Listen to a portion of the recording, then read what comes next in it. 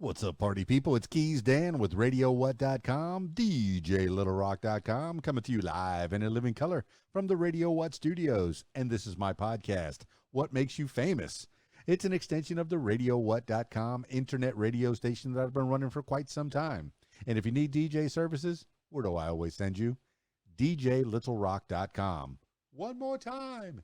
DJLittleRock.com. Check availability and get a free price quote, and maybe you can have me at your next event. You know I like to party with the people. The people need to be entertained. Are you not entertained? Let me entertain you. Make your next thing a big one.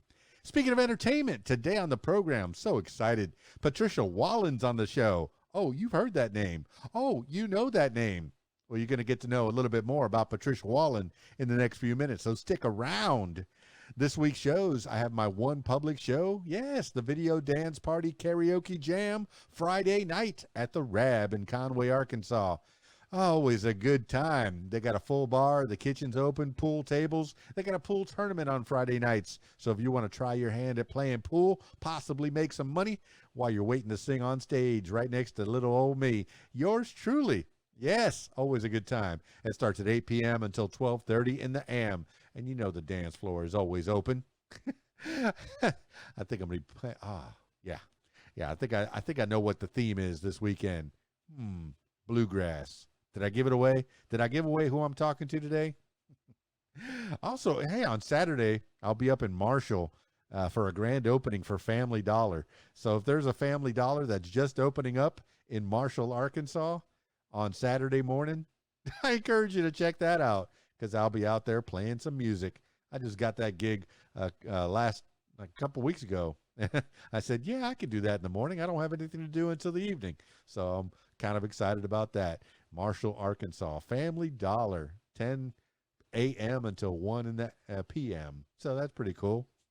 Something different. I like, I do a lot of weddings and parties and stuff like that. But, every once in a while, they throw a grand opening at me, and I say, okay, I'll do it. That sounds fun. All right, that's enough intro. Let's get into it with Patricia Wallen. Now, I got her on Skype, so if you're listening to the audio version, I encourage you to check out the video version on my YouTube page, youtube.com/user/keysdan, and she'll be right there next to me in just another second or two, few seconds. Skyping Patricia Wallen now. All right. Can you hear me? Look at you. What a professional. Hello, Patricia Wallen.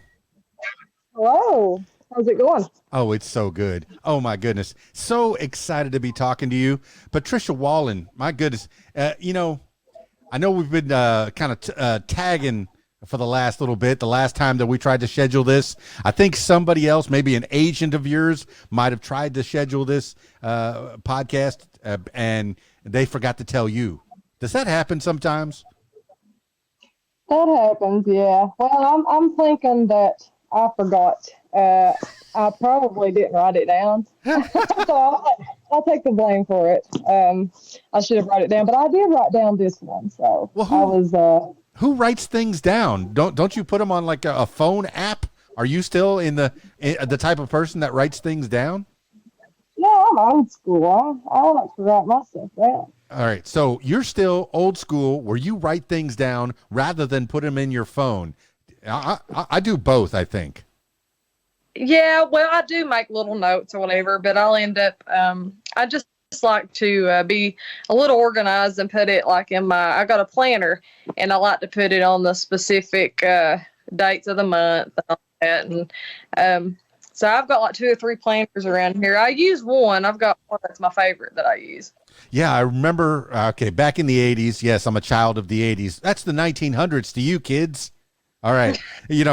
Back in the 80s, when I first started my business back in 86, 87, I really wanted to make sure that I was at the events that I had to be at. I was DJing, I was on the radio, I was doing personal appearances, and I had what they called a file of facts.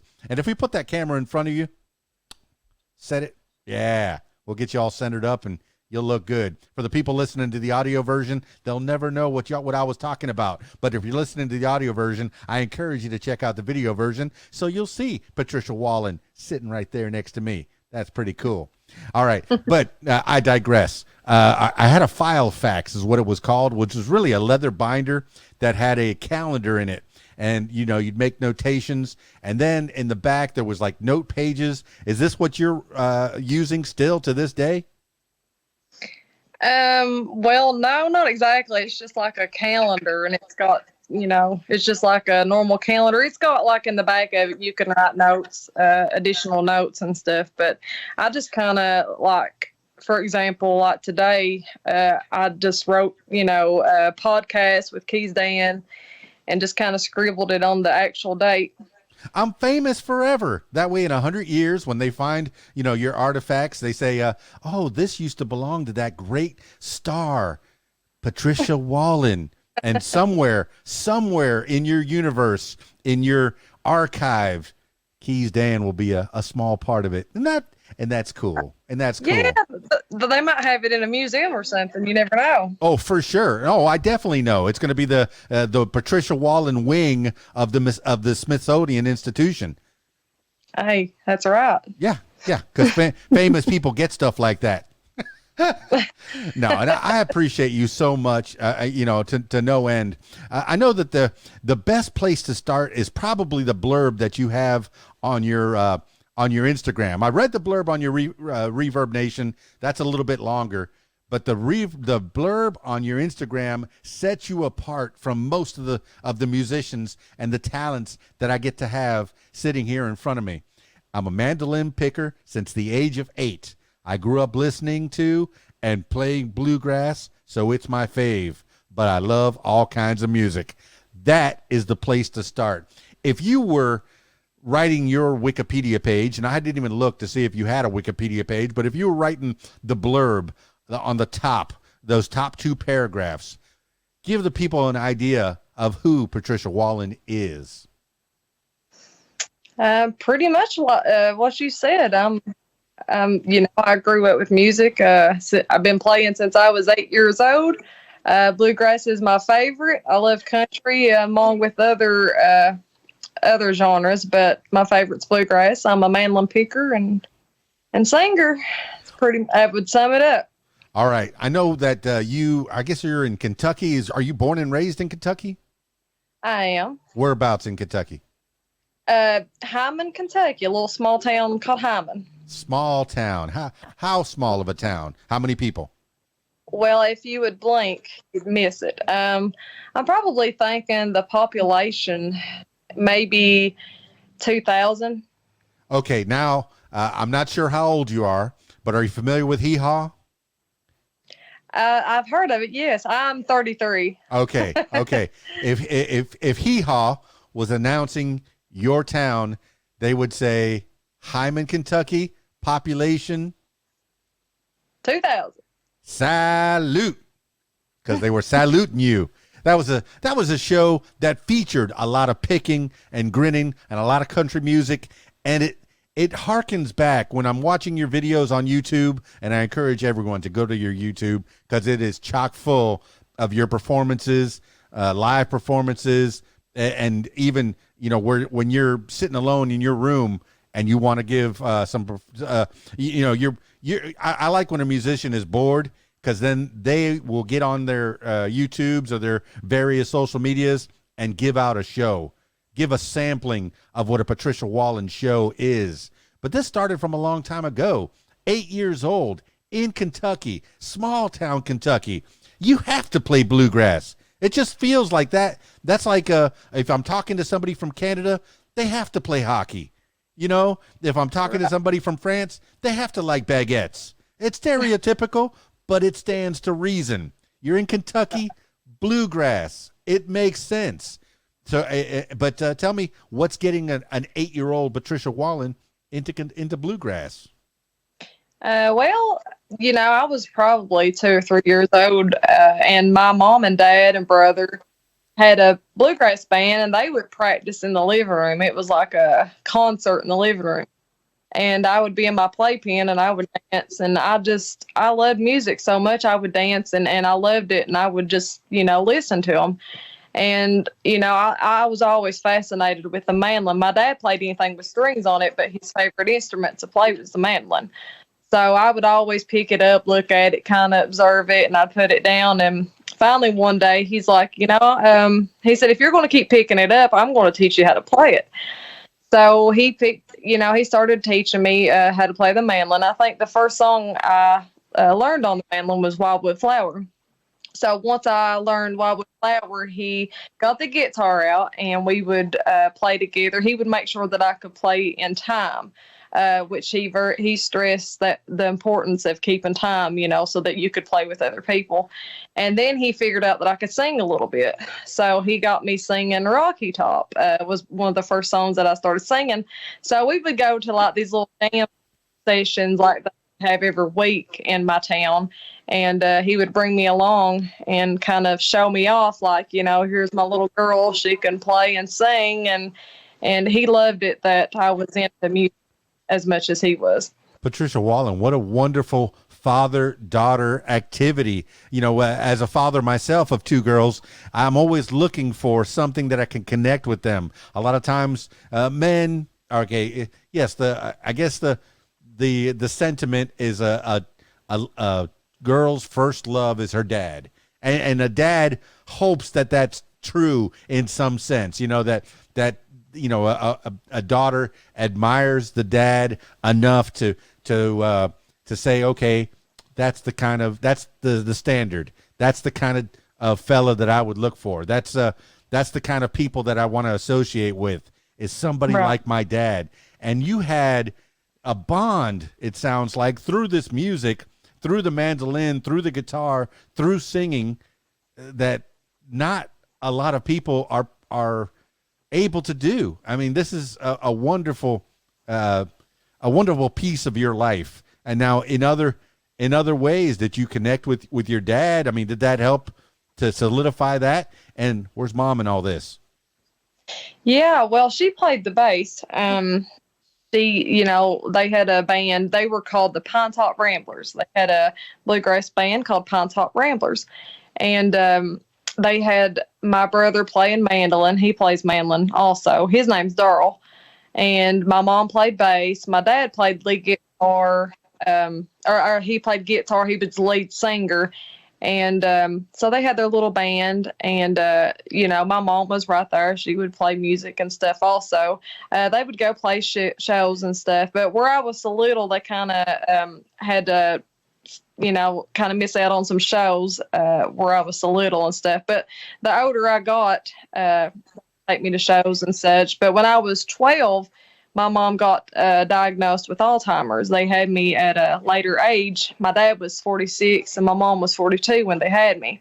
So my mom got sick and my dad pretty much took over. He was mom and dad. So that really brought us closer, because he was really all I had from that point. And we just, I lived to go to festivals with him. He loved to go to bluegrass festivals. He played with anybody and everybody. And he would call me up on stage to sing as a guest and stuff. And I loved it. I loved spending time with him, and we enjoyed that together. And that's one of the things I miss, just sitting on the couch singing with him. And he has his guitar out. I've got my mandolin, and it's just something that's so precious that you can have with your father. Oh my goodness, yes. When you started that story, Mama played bass. It sounded, of course, like the song. Mama sang bass, and Daddy sang tenor, right? And that's what came into my head. But as your mom's health began to deteriorate, I mean, is she still with us, or she? No, she passed last December, the day before Christmas Eve, and then my dad passed this August. Oh my goodness, that's 2 hits in 1 year. I'm so sorry to hear that. I mean, but previous to that, you were playing with them quite a bit from 8 years old on. I mean, they were able to impart the knowledge that has become your love. And hopefully your chosen career that takes you into the rest of your life. That's all we want for our kids, is to be able to make them better, give them the tools that we have, and hope that they do better than we did. And that's an amazing family story. I'm glad that they imparted that knowledge to you before they left this mortal coil, as it were. But from 8 years old, 10 years old, you're playing music. I mean, what are you doing in school? Are you playing talent shows, or I mean, what are your favorite subjects in elementary and then ultimately high school? And did you go to college for this, or what did you do? Well, I always liked social studies, history, English. I was pretty good at that. Now, my dad was a math teacher, but it was ironic because I'm really horrible at math. But yeah, I mean, I liked English and history and all that. I did join a choir in high school. I enjoyed that, and we would go to like the local festival in Hyman, which is called the Gingerbread Festival. So the choir would go and sing, and we would go different places, churches and stuff like that. We would sing. But yeah, and I went to college a total of 4 years. I went 2 years. I was going to be a teacher, and I decided I was going to be a teacher like my dad. And so I changed my major to human services, and I went to a vocational college that offered that kind of program. Wait a minute. What is human services? It's kind of like social work, counseling, stuff like that. And I was going to go into that. But, I was having relationship problems at the time and stuff. So I just, I quit and kind of took a break, and I just went to work. And I got my nurse aide license and started working at the nursing home. So I worked at the nursing home for years and years. Well, that's good. You have an inkling to help people. Well, you glossed over something. The Gingerbread Festival here in Conway, Arkansas. I'm from Miami, so we had definitely lots of different things to do down there. But the big thing here in Conway, Arkansas is Toad Suck Days, and that's actually coming up this weekend. But the Gingerbread Festival, I want to put that on the walking tour for the What Makes You Famous podcast people. Tell me about the Gingerbread Festival and when and what is that? Well, it happens usually in every September. Due to COVID, I think the last year or so, they've not had it, but they usually have a contest. Who makes the biggest gingerbread man? Normally, the nursing home, the Knott County Nursing Home, which I worked for years and years, they usually win the biggest gingerbread contest. They make a big old gingerbread man, and then after it's all said and done, they all get a piece of it. But it's a little small setup. Like I said, it's a small town. They've got like a little carnival. They've got like a little stage set up, mostly bluegrass, for that area. They play mostly bluegrass, and they've got like little food booths set up and little places that people set up to sell like shirts and such like that. Just a typical festival. It's just smaller than, most of. I'm a fan. Let me see what I got going on in September. Make your plans to be at the Gingerbread Festival in Kentucky, in small town Kentucky. I dig it. No, and you're man, if you're gonna do it right. You're there at their nursing home and you're helping them bake. How does that gingerbread taste? That was delicious. It was awesome. Did you eat the gumdrop buttons? Not the buttons. Nah, I might have. I don't know. I didn't really pay attention. I just grabbed it and got me a piece before everybody else did. Oh, my goodness. Yes. You got to run. You got to get there fast. Get there early. Yeah. Get your gingerbread. Okay. All right. Well, that's cool. That's something to put on the tourism board if Patricia Wallen was being on the tourism board for your little small town. All right. But are you still in the same town that you were born and raised in? I'm not. I'm actually 45 minutes from where I'm originally from, Hyman, Knott County. Okay. I reside in Betsy Lane, which is between Prestonsburg and Pikeville. This is where my husband and I live at. We're about 15 minutes from Pikeville, about 20 minutes from Prestonsburg, if you've ever heard of. either of Never those heard two. of any of them, but I will look them up after this podcast is over. I like mapping things out and figuring out where people are at and how people became who they are. But Yeah. you know, Kentucky bluegrass, that's just told its own story. So if you're from Kentucky, hey, you like bluegrass. I like bluegrass, and I'm from Miami, Florida, the Florida Keys. Keys Dan is where that comes from. You know, now you get it from A to B, which wasn't a far journey at all. But no, I've liked bluegrass my whole life because I like the way that that bluegrass takes a pop song, kind of like reggae. Reggae will do the same thing. Ska will do the same thing. They'll take a pop song and bluegrass it. They'll take a pop song and make it reggae, make it ska. And I've seen some of the videos. Once again, you got your mandolin. Now, all right. Before I go through that, what entails? What does it take? What instruments does it take to make a bluegrass band? Well, usually you've got a acoustic guitar, a banjo, a fiddle, a mandolin.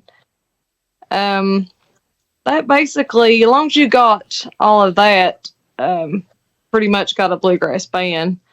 No acoustics, I no haven't- drums. No drums and bluegrass. Okay, and you set the time. I guess you would bang on your guitar a little bit to kind of kick in time. And I've seen some that will have clogs maybe on a wooden floor and set time that way. Have you seen that? Have you been a part of that kind of thing? I haven't. No, I haven't. Okay, I've seen them. You know, where they'll fiddle and then clog at the same time. You know, Oh, that's cool. it No, is I'm not pretty. doing that. Okay, all right, but all right. So your main thing is the mandolin. Now, Mhm. by day, are you still doing any of that nursing? Because I was a paramedic for a long time, or EMT. I like that so much. I did that for quite a few years. Are you still in the healthcare? I'm not. This past August, when my dad passed, I actually had quit because he got sick, and I had quit to help take care of him. He ended up passing away, so I kind of just used music as a way to cope, with my grief. I've been trying to play music and stay busy, which I have been, and I've been blessed to have shows, and people ask me to come play and stuff. I've been blessed to be busy and play different places and stuff. So I've not been back to work since. I've just kind of been working on my music career. Well, I mean, that sounds great. That if you can make music into a career and you got a good partner that backs you up, it sounds like you have a good husband that's behind you and you're behind him as well. So it's a good partnership. I like that. I like that. It's good to have somebody that you can count on for life. And this is it sounds like that's something that you have, Patricia Wallen. All right, but Yeah. we took a big jump from college. How long after college, or where did you go to college, and the vocational school? Was that in the big town, Betsyville, or was that back in the small town? So the Alice Lloyd College is probably about 15 minutes from Hyman, which is where I was from. It's also a small town. Okay. And it was kind of like a Christian college, I guess. They had like dormitories that had one for boys and one for girls and stuff. But I commuted every day. I lived so close. So the 2 years I spent there it's called Pippa Passes, Kentucky. Like I said, it was about 15 minutes from Hyman, from where I lived. And then the vocational school I went to was in Hazard, Kentucky. It's about 20-30 minutes away from Hyman. It's a bigger city than Hyman. They've got more. It's still not it's not as big as Pikeville, which is what I'm close to right now.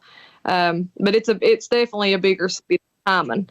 But I went to the vocational school in Hazard, Kentucky. I love all the names in Kentucky. I when I moved here from Miami, or from the Florida Keys to Arkansas. I mean, we got Toad Suck, we got Dog Patch, Bald Knob. There's just the colloquial names, the quaint names of all these towns. You wonder, hundreds of years ago when these things were formed, how did they come up with these names for some of these towns?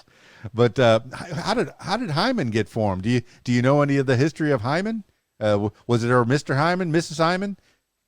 I really don't know. Now, I know my college, Alice Lloyd, it's called Alice Lloyd College, the one I went to. I know that there was a woman that was named Alice Lloyd, and she was the founder of the college. But as far as Hyman, I don't know. I need to do my history on that. Well, see, I'm a fan of social studies too, and history, and every time I'm watching anything on Netflix that pops up, most of the time the suggested for me are something historical. Oh, look, Revolutionary War. Oh, look, World War II. Oh, look, there's something about what happened in back then. When the Berlin Wall fell down, and interesting things like that, or some science. The documentaries seem to pop up. I'm 53 years old, so somewhere between 33 where you are and 53 where I'm at, I became documentary watching dad. I think that could be a song. It could be a song. I'm going to give that one to you. Oh, yeah. Documentary watching dad. It's funny because I'm into documentaries about serial killers. I watch ID Channel and Forensic Files, and I know it's weird, but I really like watching that stuff. It is not weird. It is a woman thing. My goodness, how many ladies I've had on this podcast that watch things about serial killers killing their husbands. How many ways do you know how to kill your significant other? Poisoning and here, drink this, honey. And little did she know. Oh no. It's not a how-to. It's just entertainment, okay? All right, ladies? Killer wives. No. And I watch all that, yeah. Do you watch the procedurals too, like the doctor shows and the lawyer shows, the NCIS and the Law and Orders and stuff like that?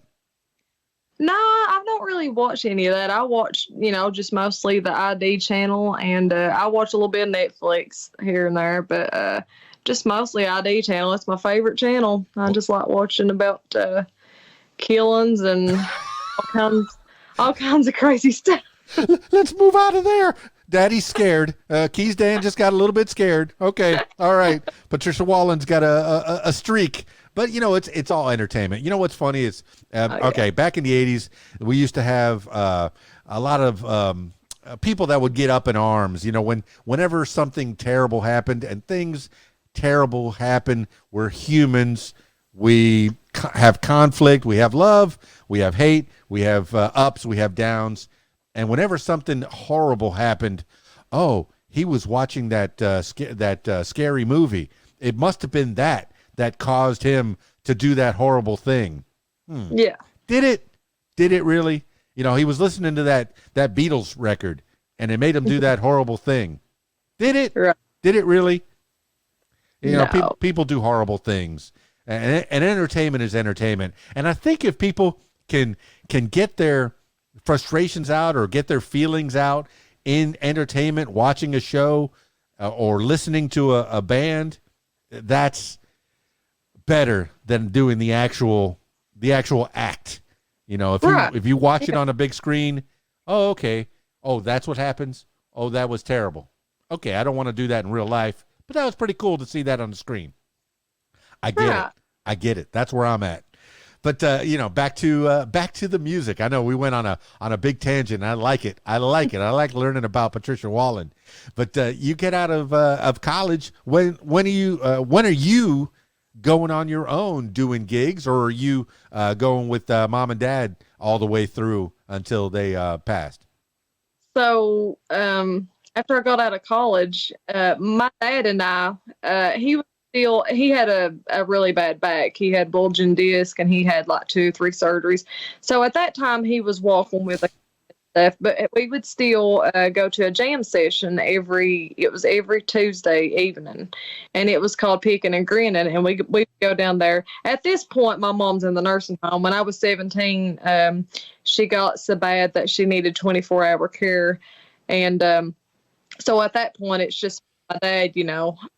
I'm out of college and stuff, and me and him spending time together and playing music and such, and he, the past couple of years, he's been in a wheelchair prior to his passing, but he could still, he's in his right mind. He could still play music and stuff, but just in a wheelchair.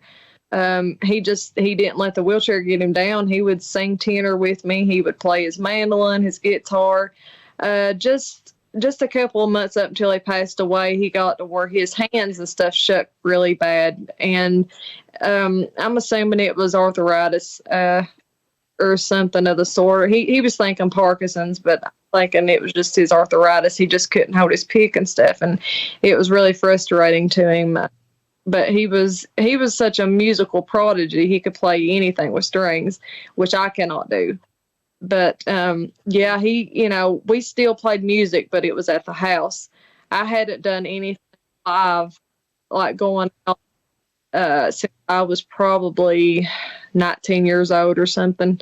And when my dad passed away, like something clicked in me, like, my dad spent all them years to teach me how to play the mandolin. And even though he's passed away, I'm going to let him live through me. I'm going to give him life. I'm going to carry on his legacy. I'm going to play music, and I'm going to do it for him, That's how you make them immortal, Patricia Wallen. That is fantastic. Keep their memory alive. Now, did he teach you how to read music, and did you learn like the theories of music? Did you ever go to a class for that, or what did he teach you in that respect? Did he teach you like the full? Was it all scales or learning tabs, or do you know how to read music? To be honest, I don't know how to read. I play by ear, and my dad did also. I'm thinking he could probably read music, but I just had an ear for it. I can pick up on somebody, like if somebody's playing guitar, playing a song, I can pick my mandolin up and figure out what chord it is within seconds. I've just got an ear for it. And, there's nothing wrong with reading music and learning to read music. I would like to, but I just feel like I don't need to, because I can hear the music. It's just in me. I know what chord this and or that one's playing just by ear, and I think that makes a person more talented to me, to be able to do that, because a lot of people can't play unless they're reading like a sheet of music. And I feel blessed that I don't have to do that. Oh, that's a superpower, Patricia Wallen. You have no idea how many hundreds of people in front of me that are musicians that have no idea how to read music. I'm impressed. I'm enthralled. I'm jealous a little bit that that you can do this, that you can pick up a mandolin, or and a guitar. I've seen you play guitar as well. What other instruments are you playing? Mandolin, guitar. I've played timbre. I played a little bit on my tambourine. I've been playing around with it. I like it. And my little piano, I got me a piano not long ago. I've been trying to play around on it. Just a little bit of everything. I just kind of, I like anything. Mandolin, banjo. Music is infinite. You can learn just about anything if you really set your mind to it, I think. But you got to have the willpower. I mean, you got to have the patience, of course. I'll sit there and practice my mandolin almost every day, at least 10, 15 minutes a day. And if even something that you feel like you've mastered, or even haven't mastered it, you still need to practice, because I can tell when I don't practice. I went a couple of months and didn't play, and I could tell a huge difference. I sounded like a newcomer, like I wouldn't play my A game. You have to really play and get your fingers in shape. to play when you're playing the mandolin, because the mandolin, I've noticed the mandolin is a lot harder on my the guitar is. And you wouldn't think that, but it is, and it really hurts my fingers. So I have to really have my fingers in shape to even be able to play a show, to go for like 2 or 3 hours, you know. Well, Patricia Wallen, I think that might be one of the advantages that someone who would study in school, the theories and how to put chords together, chord progression, those theories that have been around for hundreds and even thousands of years. But I guess, there's a reason why Beethoven and Mendelssohn and Bach are still around, because they knew those theories are still solid right now today. People are still building on those songs right now. But do you feel like, not having that solid theories? I mean, all right, I'm with you on that. Going to school, going to college. I've been to college a bunch of times. Mostly it was to do a certain thing. I wanted to be in the radio. I went to radio school. It was like a semester, and then I wanted to be an EMT. That was a couple semesters. Paramedic, that was about a year. And then, firefighter, it was like a semester. So, I went to school for certain skills, for certain things that I wanted. And it sounds like that's what you did. You went, you got your certificate, bam, you went out in the workforce. You got a job, able to feed yourself and put a roof over your head.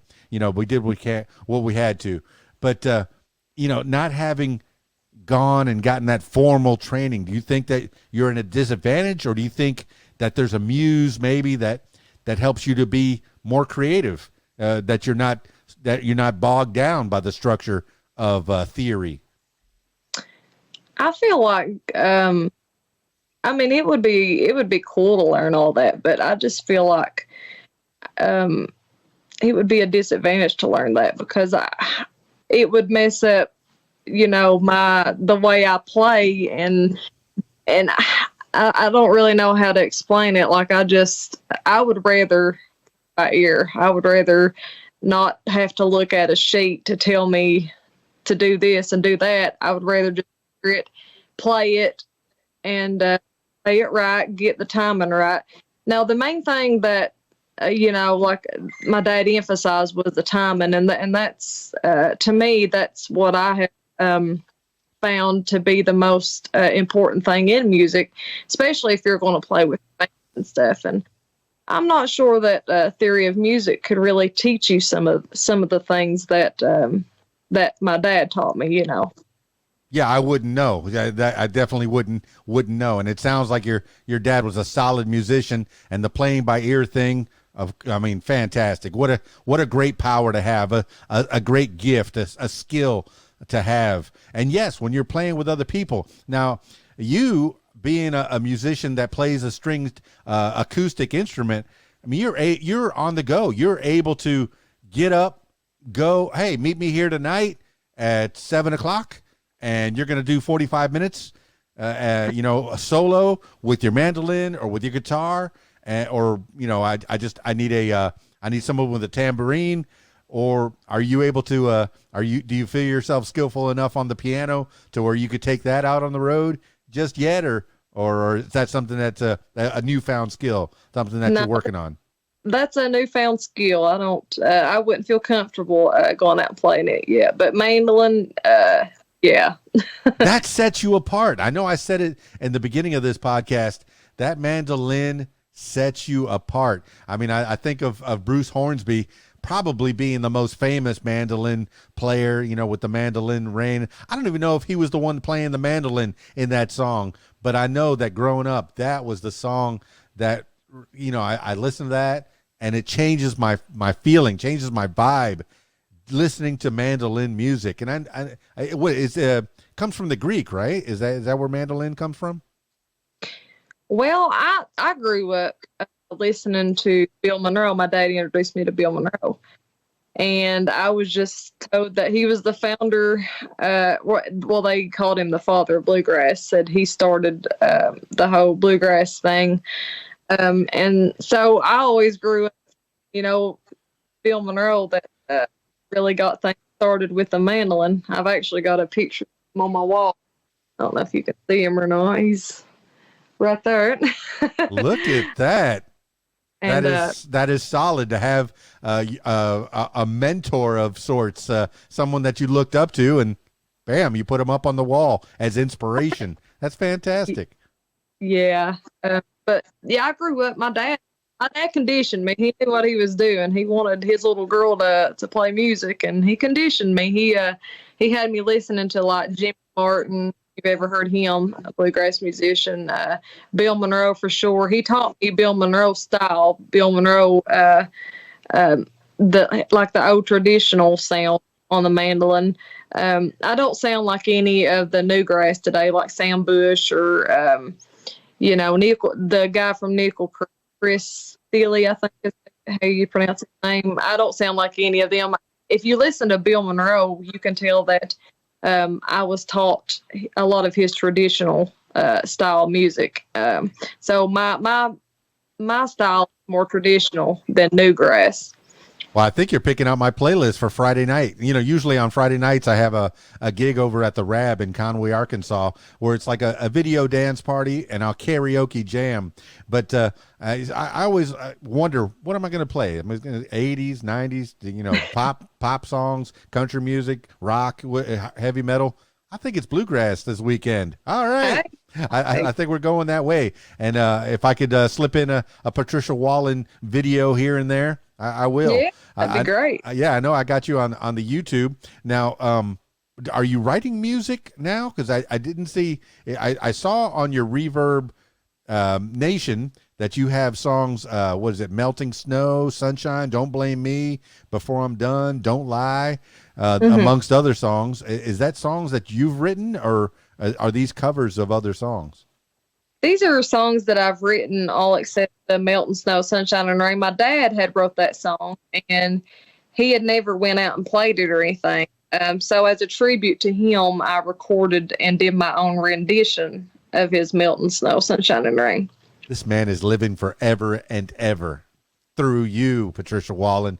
I'm so impressed. You had a good family life, good family upbringing. They had a certain set of skills, and they wanted to impart those skills into you. That is what we want for our children, is to impart. Now, you say you have a brother. You still playing with your brother? Is he still playing music? He plays, he'll play at the house and stuff, but he's kind of gotten to where he's a little bit antisocial, so he don't like to get out. But I swear he's 10 times the mandolin player that I am, and he can play. He's like my dad. He can play anything with strings. He plays electric guitar. He can play Leonard Skinner, Ozzy, and then he can go and pick the mandolin up and play Bill Monroe. And he's very, very talented, very blessed. And, I try to tell him to get out and play with me and stuff, that people would die to have his talent. He just doesn't understand what kind of a blessing it is to have his talent. And he plays that year also. My dad taught him to play. And but I'm hoping that someday he's gonna come out and play with me, because I just love him so much. We're very close, and he's very, very good on every instrument that he plays. Well, Patricia Wallen, yeah, I'm going to go ahead and second that and let him know, look, you have a gift, a talent. Don't hide it. Don't hide it. Take it out to the world. Right. Let everybody listen to it. Now, the type of gigs that you're doing these days, are you still doing that Tuesday night jam? Is that still an option? Because we have a Sunday night jam here in town. It used to be the Grand Ole Opry West is what it used to be called.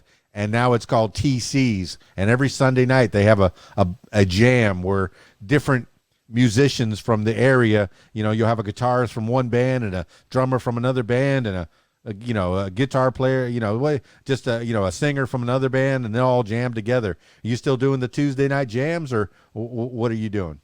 No, they done away with that years back, but I have found that there is a place, it's in Paintsville, Kentucky. You've probably not heard of it either, but it's about 25, 30 minutes from here, and they've got a jam Thursday. Now, I'd actually on Facebook probably about 2 Thursdays ago or something. Whenever it was Loretta Lynn's birthday, they had advertised that they were doing a Loretta Lynn birthday bash jam session, like anybody come play, whatever.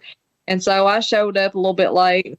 I didn't think they'd let me play, but I signed my name and they let me get up and play. And I did Blue Kentucky Girl in honor of Loretta's birthday. And they were telling me that, besides that night, it was like a crash jam session like every Thursday at 7:00. So I'm pretty interested in that. I definitely want to go back. So that's an option every Thursday evening at 7:00 to do a session. Okay, so if people go out to a Patricia Wallen show, and you could tell me what kind of events you're looking to be hired out for, or if you want to do festivals or headline your own show, or if you're open to doing weddings or corporate events or something like that. What can they expect when they go to a Patricia Wallen show? Can they hire you as a solo artist, or do you have a band that you work with quite often that you gel with, and what's the name of that band? Okay, well, I've got a band that I have been playing with. We're called the Pink Ladies, and we do like a variety. Like when we go to bar and grills, normally they don't like to hear just bluegrass, so we kind of do a variety, country, rock. One of the girls in the band, she sings a lot of CCR and older type stuff, I like also.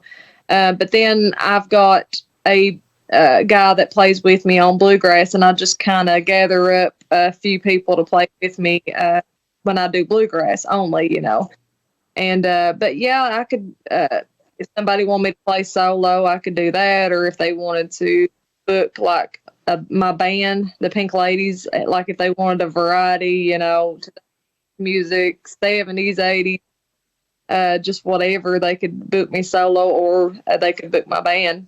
Very versatile, Patricia Wallen. Now, when did you figure out that you can write music? Because that's a certain skill on its own. Do you have to go to a book or a school or YouTube video? How do you know how to write a song? To be honest, the first song that I'd ever written, I was probably 17 in high school, and it was called Coal Miner's Wife. I had written it for a coal fire, my friend and I. And we did like a project. We made like a little music video for it. And that was the first time that I'd actually ever written a song. And so I hadn't written songs since then. And then 2019, I wrote a song. And the inspiration for that, my niece was having some relationship issues. So I kind of just sat down and I'm like, I just felt like I was in writing mode, and I just sat down for like 15-20 minutes and I wrote a song.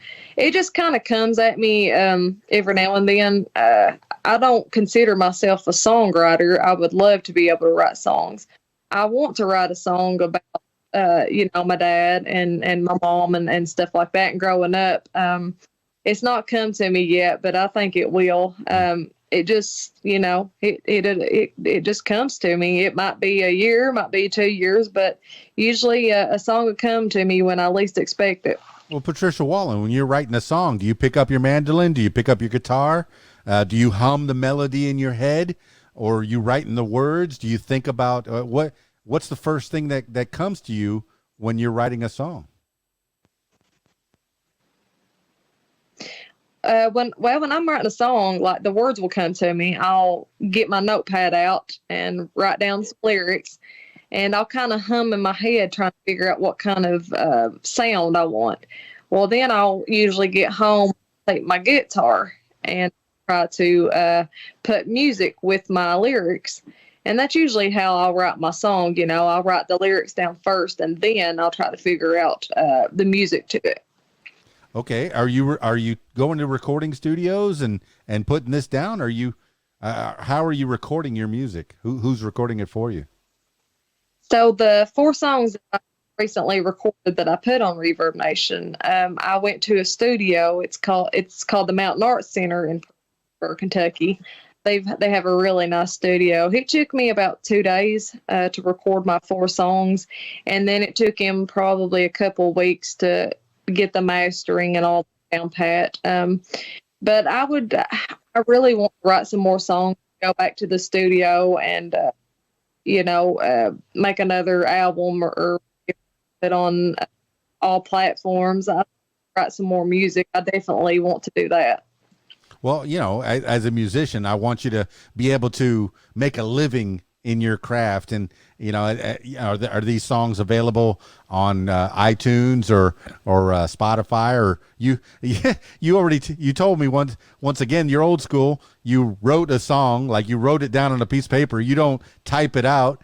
You're so old school. You're so, back to the basics. You write things down. You that's how you keep track of time. But Right. I like that. I like that a lot. A lot of people. One that I'm an old soul. I feel like I should have been born probably in the 70s, 80s, maybe. Well, I suspect you're right, but you're not afraid of technology. I'm looking at your YouTube page. You probably started it maybe 4 months ago, but you got more content on there than people that have had a YouTube page for 10 years. You put video after video, samples after samples of your shows. The one of you, my favorite gospel song is "I'll Fly Away," and you singing to your dad. I'm balling. That's Aw. beautiful. That's beautiful. But Thank you. you've definitely, you're keeping his him and your mom's memories alive, and through that they live forever. Through you, they live forever, and through your brother. Get up, Right. go play out there, brother. I know he's probably got other things to do, but it sounds like you got a good. Not really. What's that? You said he probably has other things to do. Not really. What? No, you better get out there and play with your sister. You play with your sister, boy. No, it's good. That's another thing that you bring family together through music. That's how you kept as a family unit. I think it was Gene Hackman in one of the Tombstone movies, one of the OK Corral movies. He said nothing's as important as family. Those are the people that are going to back you up probably for the rest of your life. And I'm glad you have your brother that you have a tight, close knit. Because friends come and go, but but your family, that's important. That's beautiful. Right. And you've had your family. Now, I see that you have no limits. You already said that you'll play almost any kind of show, and you've turned quite a bit of pop and rock songs and classic songs into bluegrass. That just jazzes me to no end. Having you do a Bad Moon Rising as well as Rocky Top. That having those two. And how do you feel it when the people are out there jumping and shouting and dancing to the sound of your music, Patricia Wallen? It's unexplainable. It's awesome to have somebody react to your music like that, because that's what you hope for when you get on stage. You hope for that kind of reaction. You're kind of like, if you're playing for the first time at a place, that's the one thing you're worried about. Well, how are they going to react? Are they going to like my music? Are they going to like my bluegrass version of CCR? Are they going to like my bluegrass version of Sweet Child of Mine? How are they going to take it? And so far, so good. I've had, a lot of positive feedback and stuff from it. So I'm just going to keep on keeping on. They seem to like it, and I'm going to keep it out there. Oh, you keep doing it, Patricia Wallen. All right, let's wind this thing down. I usually like you to give shout outs. This is your free for all time. You can give shout outs to the people that have helped you out, be it your bandmates or the people in the studio, or any representation that's helped you along the way.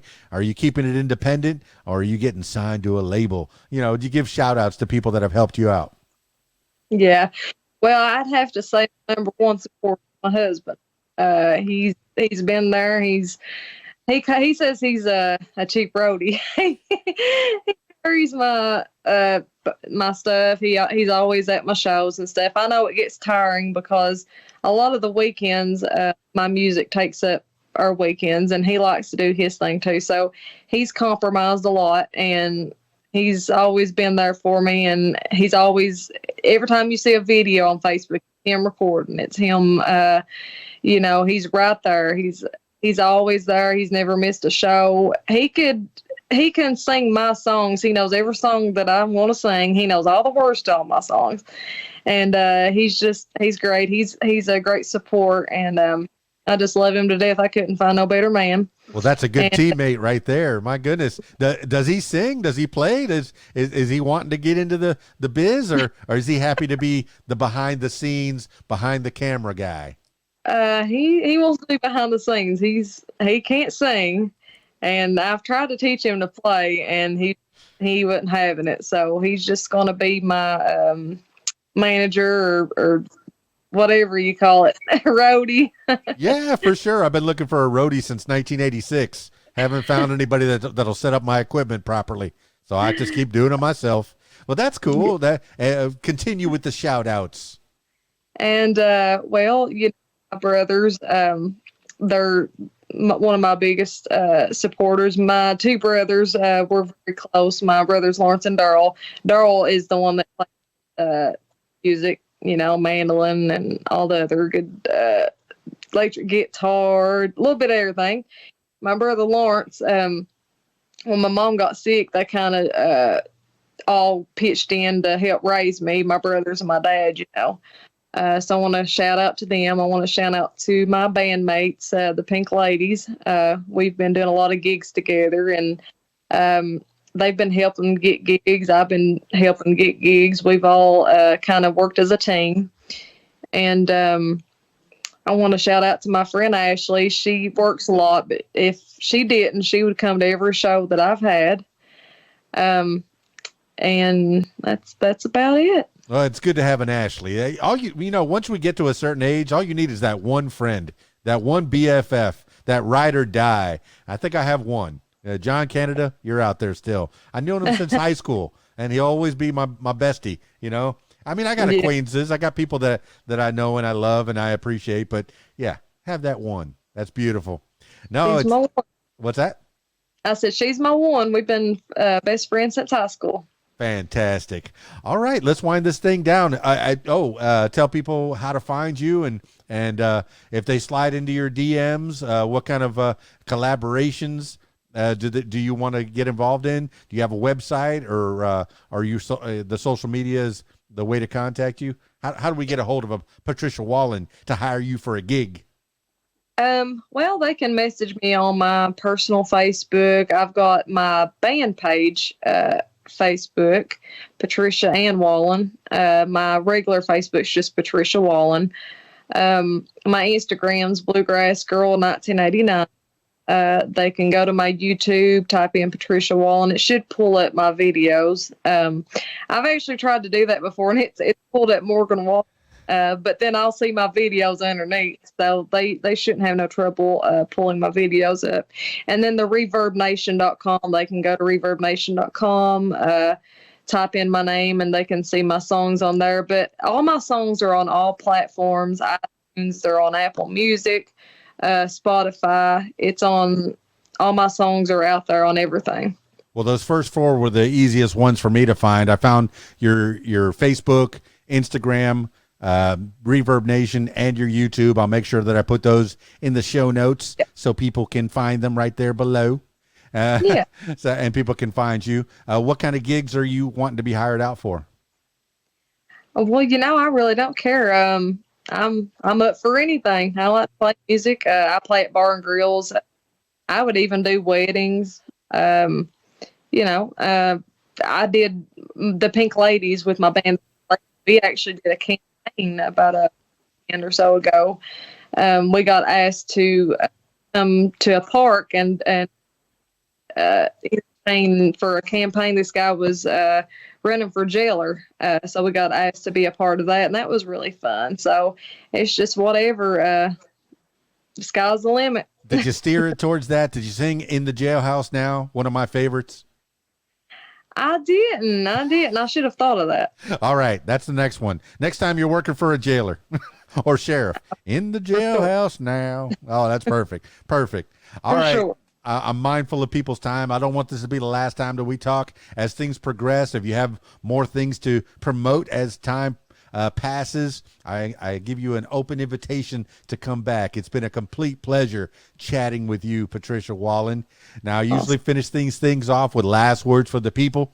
This could be words to live by, something you heard a long time ago, maybe something a family member told you, or maybe a mantra that you wake up with every morning, or just whatever pops into your head at this moment in time. Patricia Wallen, give the last words for the people. There's a quote that I posted the other day, and I'm trying to think the exact.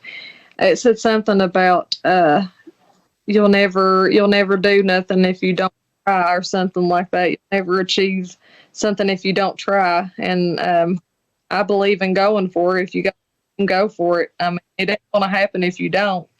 Oh my goodness, oh my goodness, oh my goodness. What a nice lady. Patricia Wallen. Bluegrass. Oh, can you dig it? And not just bluegrass. She doesn't limit herself, but mostly bluegrass. She got that mandolin, got that guitar. That sets her apart. That mandolin sound and that singing that she does with the mandolin. It's pretty cool. It's pretty cool.